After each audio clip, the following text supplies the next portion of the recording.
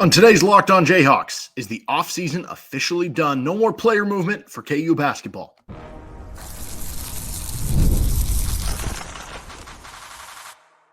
You are Locked On Jayhawks, your daily podcast on the Kansas Jayhawks. Part of the Locked On Podcast Network, your team every day.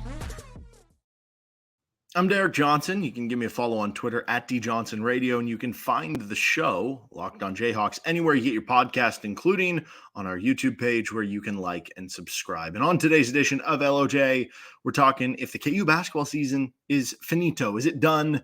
Are they done adding players and seeing player movement? And, to this point, or if that is the answer, examining the overhaul that Bill Self has taken with the roster and comparing and contrasting, I guess, the hype of this offseason compared to where we were with last year's offseason at this time of year. First, this episode of the show, though, is brought to you by Game Time. Download the Game Time app, create an account, and use code LOCKEDONCollege for $20 off your first purchase. Terms apply with Game Time. So let's start here. Is the offseason done for KU? Well, it certainly seems like it. It feels like the rumors, the conversation, the adding more players, feels like that has kind of dried up. And I've said this before, I guess I'll say it again. The fact that you still do have an open scholarship does at least allow you to be amenable to, what if there is hypothetically some, and I'm not saying this out there, this is not me like hinting at this, but hypothetically some great player in the class of 2025 is like, you know what? I decided late, I do want to reclassify, but I really want to go to Kansas. Like, you're like, okay, well, I guess we can make that happen now. Or if there's a late bloomer in the international game or something, like you can make that happen if you want. But it feels like to me at this point in time, the intention is for this to be wrapped up. That there's going to be no more additions, no more movement to the roster for KU for the upcoming season, and that the roster is set at what it is, which means you would have 12 scholarship players, which means you would be eating the final scholarship that you owe as part of the NCAA sanctions. And then next year and moving forward, you would be able to have 13 scholarship players each year. Now, obviously, among the 12 scholarship players, as far as it goes for who can actually play for Kansas, you do only have 11 scholarship players because Elmarko Jackson is going to be out. Also kind of feels like Jamari McDowell might redshirt. So it is kind of crazy that as much as there's been the conversation about KU being deeper and everything, and it does feel like on paper that they are deeper and that they will have more options to stick in the rotation this year. At the same point in time, realistically, you could only have 10 active scholarship players in what you're going for this year, which doesn't sound that much different than where you were a season ago. Obviously, though, this year you also have,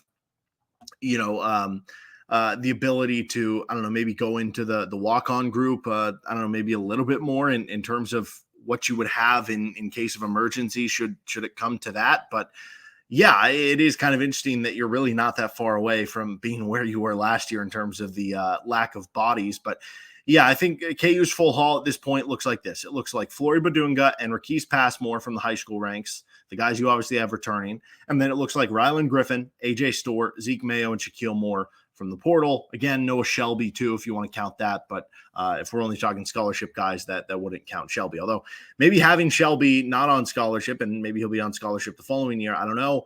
Maybe that allows you to feel more comfortable saying, yeah, we only have 12 scholarship players, 11 if you don't count Elmarko is going to be out for the year, 10 if we end up redshirting someone because he becomes like an 11th guy because he was on scholarship at Power 5 and another Division I university before Kansas. But overall, if you would have said, coming in the offseason, we knew Flory, Bidunga, and Rakease Passmore were going to be part of the class. At the time, we thought LeBaron Philon was too. That obviously didn't end up happening. But, if you would have said right when Kansas lost their second-round game to Gonzaga, that their portal haul was going to include Rylan Griffen, AJ Storr, Zeke Mayo, and Shakeel Moore from the portal. And when you look at that entire haul, that's 4 players from NCAA tournament teams, right? In the case of Griffen, that's a player who was starting on a Final Four team, but that's 4 players who were on NCAA tournament teams. And in the case of Storr was the best player on his tournament team. Mayo was the best player on his tournament team, to where you really would have loved that, group of additions. You would have taken that when the offseason started, I guess, is the point I'm trying to make here. They went into the offseason needing certain things, and I think they accomplished those at a pretty high level. There were real deficiencies on last year's team. Part of it was the lack of depth. And like I said, there still would be a little bit of a worry that you're another injury away from being that same kind of lack of bodies you were a season ago. But at least on paper right now, it does feel like your 6th and 7th guy, maybe even your 8th and 9th guy, should they work out this year, are going to be better suited to be a part of the rotation than last year's team. Now, I will fully acknowledge we do this all the time, and I'll get more into this later in the show, that, you always in the offseason mode are looking at the highest potential of every player. But more on that coming up a little bit later. KU went in the offseason knowing that they needed offense, knowing that they needed scoring, knowing that they needed players who could create shots, knowing that they needed players who could hit threes and space the floor for the lineup they were throwing out there. They finished 59th in the country. And yes, they had real deficiencies on certain things defensively. I talked about that a lot, the ball screen defense and, some of the things that they weren't able to do defensively. At the very end of the day, though, they still finished 20th in the country on defense on KenPom, which you still want to get better if you want to win a national title. But that still does put you in range to be good enough to win a title. They were 59th on offense. And so that becomes the bigger problem here, right? When you go back and look at the worst offenses in Bill Self history, the 2021 team, which that team also got blown out in the second round of the tournament, that team was 54th on offense and KenPom adjusted efficiency, right? And then before that, for I guess the next worst offense that you have to go find, you have to go all the way back to 2006. That team was 50th in offense, but that team obviously had a bunch of freshmen and young players, so you're just getting to know the Bill Self system. And then 2004 was 38th, but this was the worst offense of the Bill Self era by that metric. You had to get better there, and all those guys check those boxes. Rylan Griffen, knockdown three-point shooter at high volume and can score in a couple other ways. AJ Storr is a power athlete who puts the ball in the hoop. Zeke Mayo, great scorer, can shoot the ball. Shakeel Moore has posted near double-digit scoring efforts at a Power 5 university, right? So you completely were able to overhaul that, and I think the beauty of the Shakeel Moore edition was, going back to the talk of the defense, that was maybe the big question of, okay, do Griffen, Storr, and Mayo, how much is that going to help you, though, on the defensive side of the ball? One, like I said, I think the bigger issue was offense, so you approach that first, and then you just bank on Bill Self getting you to be a top 30 defense.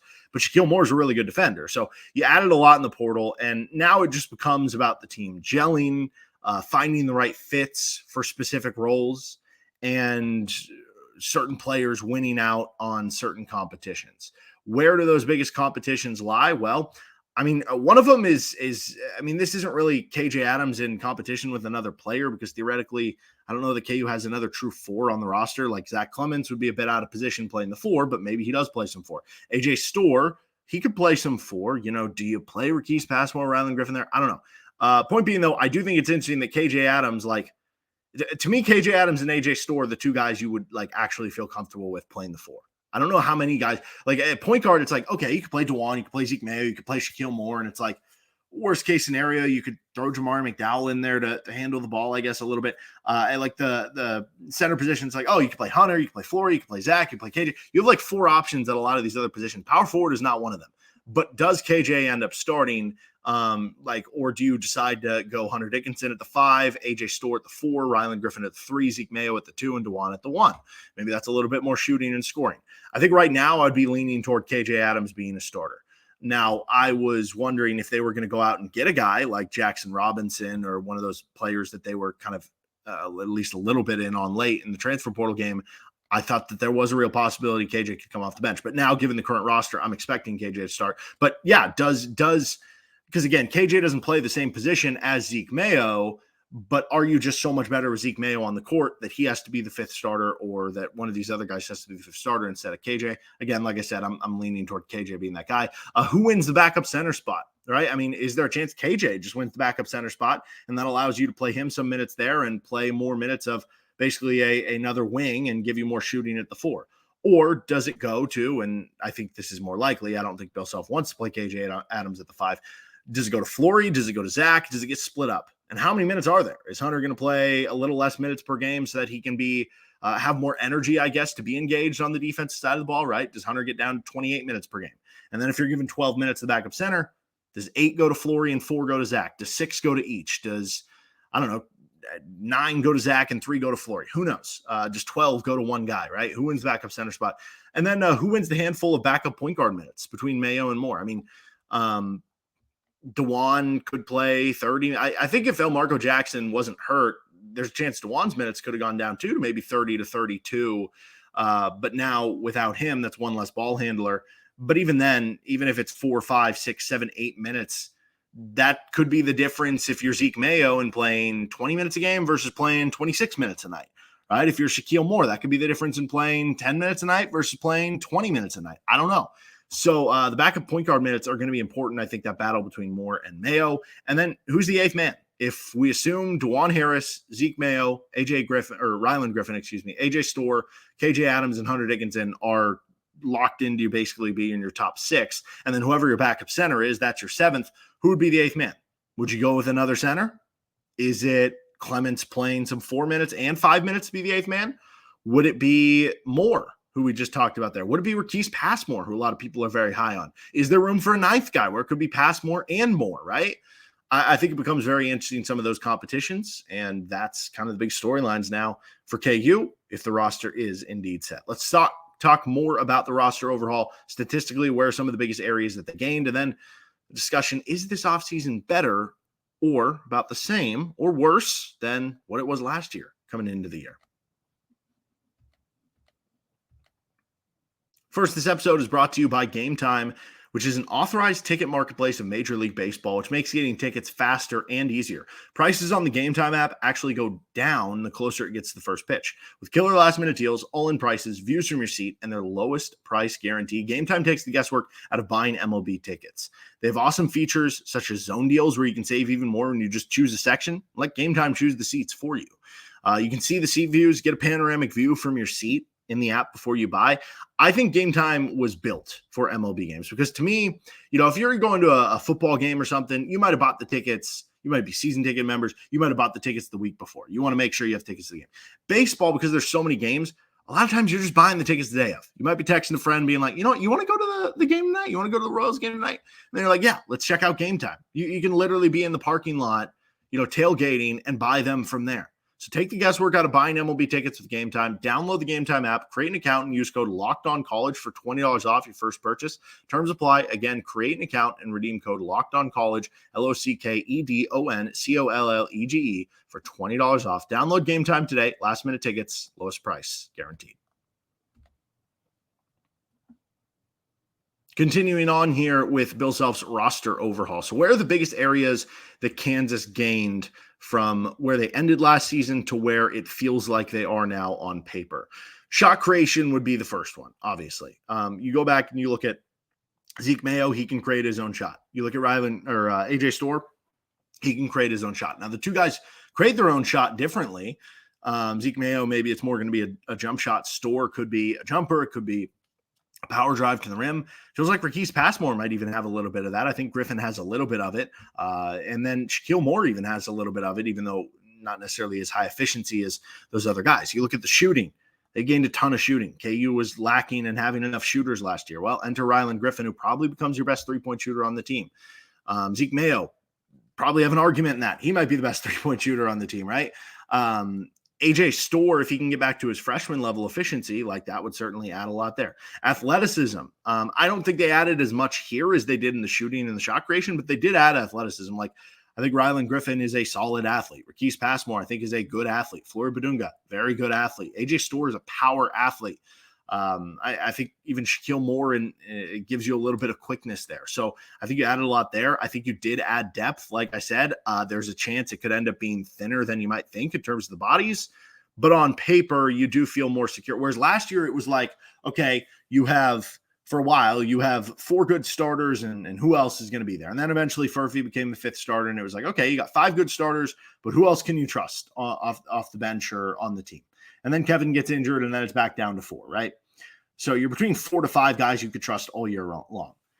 I don't know that it's going to be that much more this year. Like, there is a chance that it could only be 6 guys, or it could only be 7 guys, but that still is a big improvement. And at the end of the day, I think you need at minimum 7, and I think Kansas should be able to get to that point.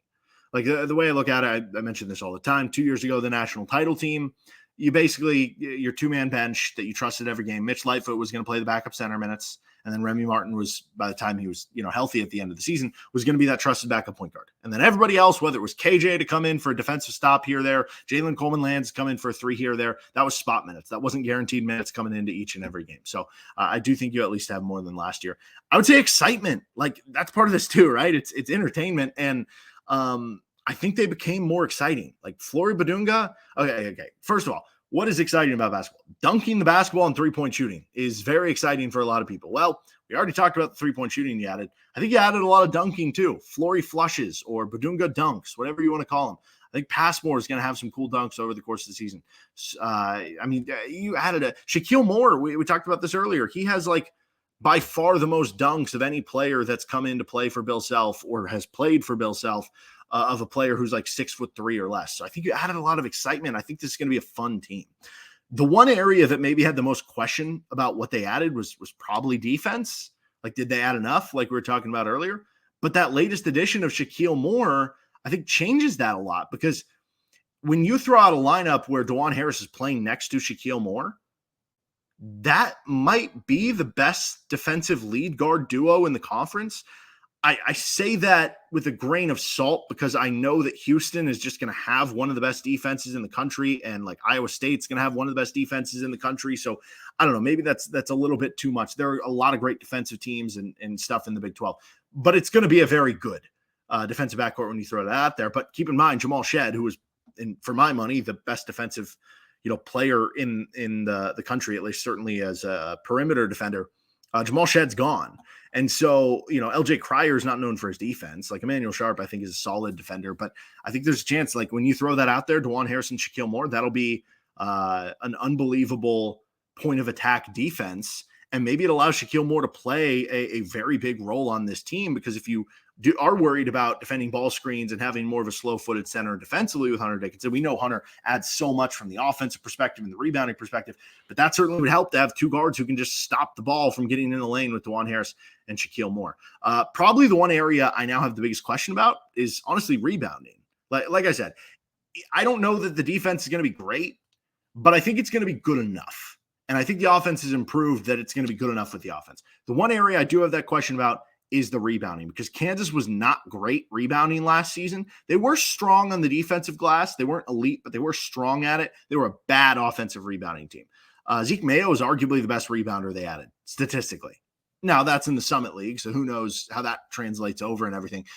To me, that's the area that like KJ Adams can make his biggest leap. That's realistic. Like, it's not realistic to expect KJ to all of a sudden be taking 3 threes a game and shooting 35%. That's not realistic. What is realistic, you're a 6'7" strong athlete who jumps out of the gym, who can be aggressive, and specifically on this team that's going to have a bunch of options, go impact the game on the glass. Like, we saw a stretch of that last year, but it wasn't consistent, and that would help this team a ton. Hunter's a really good defensive rebounder, but you need more offensive rebounding.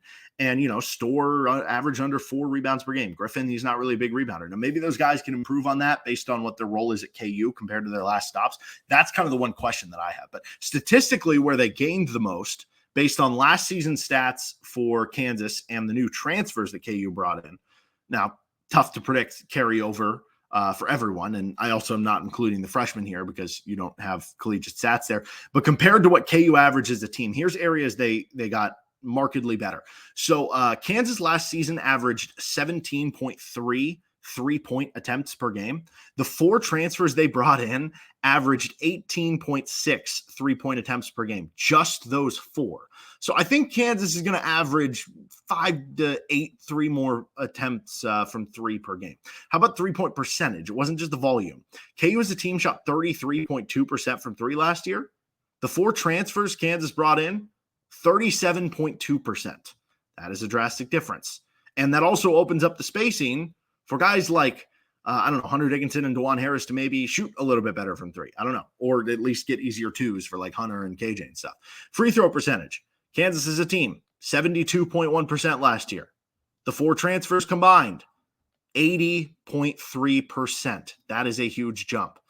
And turnover rate too. Kansas as a team, 16.5%. The 4 transfers, 15.8% was average. And 3 of KU's new 4 are at or below that mark. So they got a little bit better in not turning the ball over. And then the last one here is steal rate. If you go based off his previous 3 seasons, not last year, Shakeel Moore would have by far led Kansas in steal rate last season. Instead, Moore last year was at 2.1%. Now, again, the years before, Shakeel Moore was at 3.9%, 3.4%, 4.4%. Elmarko Jackson led Kansas last year at 2.5%. So you improved the steal rate with that and some athletic players that you added. And I think having more offensive options means Juwan Harris should get back to more of his, I guess, 2023 numbers defensively, where that's going to help as well. Let's finish up here. Is this offseason better on paper than last year with Locked On Jayhawks? Finishing this episode of Locked On Jayhawks discussing, is this offseason better, worse, or the same than last offseason on paper for KU basketball? I think it's really easy to say yes to this, knowing that we saw what happened, that we saw that Kansas ended up being a 4 seed that lost in the second round, which didn't quite live up to the expectations of being the preseason number 1 team. So it's easy to see that and be like, well, yeah, they didn't live up to expectations. So of course this one's better because this one is the unknown and has potential to far exceed that. But if you can just fast forward your mind a little bit and go back to where we were at this point in time in 2023, I don't know. That offseason at that point in time, it was thought to be pretty bonkers and pretty good. But still, if you compared it to this one, I think you still could argue this one. Dickinson had bigger hype than what AJ Storr is coming into the program. So I do think Storr is going to be really good this year. And you could also argue that just in general, wings have an opportunity to impact the game at another level than big men. But I don't know, maybe that's a little more moot in college basketball than like the NBA, for instance. But yeah, I mean, if you're comparing the Dickinson hype when you landed him in 2023 to the Storr hype for this year, the Dickinson hype gets the check mark there in the offseason. I would say Zeke Mayo is a bigger get. And again, this is me viewing this from the lens of when it was the offseason, not based on what we saw happen. But I think Zeke Mayo, even knowing that, better get than Nick Timberlake. Like Timberlake was obviously a really good scorer at Towson, and both were from smaller schools putting up big numbers, but they're very different how they went about it. Like Zeke Mayo did it, I think, even longer with more efficiency and was on a winning team. Like he went to the NCAA tournament twice. Timberlake never went to the tournament. Zeke Mayo was creating a lot of his own shots. That wasn't always the case for Nick Timberlake. Mayo at least has been like an average, below average defender. Timberlake was like a very bad defender. Timberlake, I guess all conference-ish level guy. Zeke Mayo, conference player of the year. There's a lot more gravity and creation to the game of Zeke Mayo. I don't think it's close, the Mayo hype, so that would be a check for this offseason. Shakeel Moore versus Arterio Morris. That one, obviously, you got nothing from Arterio Morris, so just on paper, if you have Shakeel Moore play, that's a check to this one. But if you're just talking about in the offseason of what the expectations would be for what Arterio Morris was supposed to provide for last year's team to what Shakeel Moore is supposed to provide for this year's team, I guess that would actually be probably a check for Morris. Then you have Rylan Griffen versus Johnny Furphy. I would say give me Griffen at that point. I know Furphy's going to go in the first round of the draft. Like Furphy has the higher future basketball potential and NBA potential. But if you're talking a true freshman Johnny Furphy or a third-year Rylan Griffen just for the sake of college basketball, I think Griffen, you have the expectations to have the better season there. So that'd be another check for this one. So now you're 2-2. Flory Bidunga versus Elmarko Jackson, obviously very different position, so it makes it tough to fully look at this. But both of these are McDonald's All-Americans that you brought in. Flory's actually ranked higher recruiting-wise, but also because you have Hunter Dickinson, the cap on what Flory plays in terms of minutes per game is lower than what Elmarko Jackson played or was expected to play as a freshman at KU. So if it's based on minutes per game, you'd give the check to Elmarko. If it's based on who's expected to just be better coming in, I think you would go Flory based on, Flory's like the number one center, right? So that would be a check for this one. So it's 3-2. Rakease Passmore versus Jamari McDowell. I like Jamari McDowell, but this feels like an easy Rakease Passmore pick there and a check. So that'd be 4-2. How about I threw this one in there? Return of Zach Clements coming off the red shirt, because it's basically like you added him to this year's team after not having him to play last year, versus Parker Brown.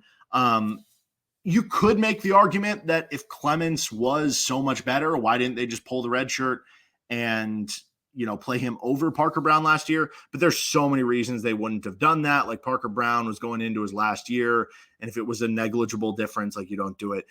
Clements is in year 4 as a former top 50 recruit. Like he is the answer there. He gets the check mark there. So what do we have? 5-2 now in favor of this offseason. So that means I'd give this one 5 of the 7 checks, or if you did want to call the Elmarko Flory want to push, then it's 4-2-1. So I actually think even in going to last year and looking it through that scope of how hyped it was last offseason, I still think this one is better on paper. But what I think will wind up making this one better in result too, as opposed to just the hype and on paper, it's more of a modern and fitting collection of talent.